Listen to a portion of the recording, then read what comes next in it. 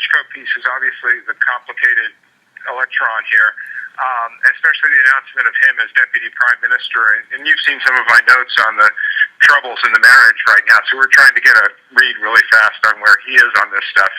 But I think your argument to him, which you'll need to make, I think that's the next phone call we want to set up, is exactly the one you made to Pyatt. And I'm glad you sort of put him on the spot on where he fits in this scenario. And I'm very glad he said what he said in response. Good. So I don't think Klitsch should go into the government. I don't think it's necessary. I don't think it's a good idea. Yeah, I mean, I guess you think, in terms of him not going into the government, just let him sort of stay out and do his political homework and stuff. I'm just thinking, in terms of sort of the process moving ahead, we want to keep the moderate Democrats together. The problem is going to be Tony Book and his guys. And, I'm sure that's part of what Yanukovych is calculating on all of this.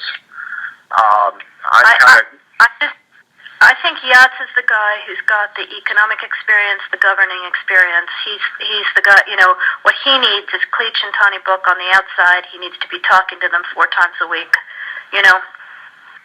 I just think Klitsch going in, he's going to be at that level working for Yatsenyuk. It's just not going to work. Yeah, no, I think that's right. Okay. Good. Well, do you want us to try to set up a call with him as the next step? My understanding from that call, but you tell me, was that the big three were going into their own meeting, and that Pyatt was going to offer in that context a three-way, 3+1 conversation or 3+2 with you. Is that not how you understood it?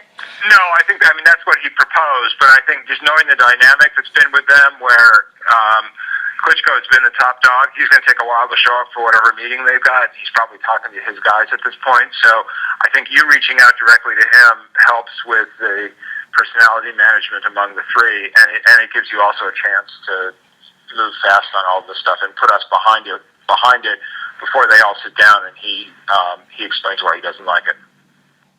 Okay, good. I'm happy. Why don't you reach out to him and see if he wants to talk before or after? Okay, will do. Thanks. Okay, I've now written, one more wrinkle for you, Jeff. Yeah. I can't remember if I told you this or if I only told Washington this, that when I talked to Jeff Feltman this morning, he had a new name for the UN guy, Robert Seri. Did I write you that this morning? Yeah, I saw that. He's now gotten both Seri and Ban Ki-moon to agree that Seri could come in Monday or Tuesday. Okay. So that would be great, I think, to help glue this thing and have the UN help glue it. And, fuck the EU. No, exactly. And I think we've got to do something to make it stick together, because you can be pretty sure that if it does start to gain altitude, the Russians will be working behind the scenes to try to torpedo it. And again, the fact that this is out there right now, I'm still trying to figure out in my mind why Yanukovych that. But in the meantime, there's a Party of Regions faction meeting going on right now, and I'm sure there's a lively argument going on in that group at this point. But anyway, we could land Jelly Side up on this one if we move fast. So let me work on Klitschko, and if you can just keep, I think we want to try to get somebody with an international personality to come out here and help to midwife this thing. And then the other issue is some kind of outreach to Yanukovych, but we probably regroup on that tomorrow as we see how things start to fall into place. So on that piece, Jeff, when I wrote the note, Sullivan's come back to me, VFR, saying you need Biden, and I said probably tomorrow for an attaboy and to get the deets to stick. So okay. Biden's willing.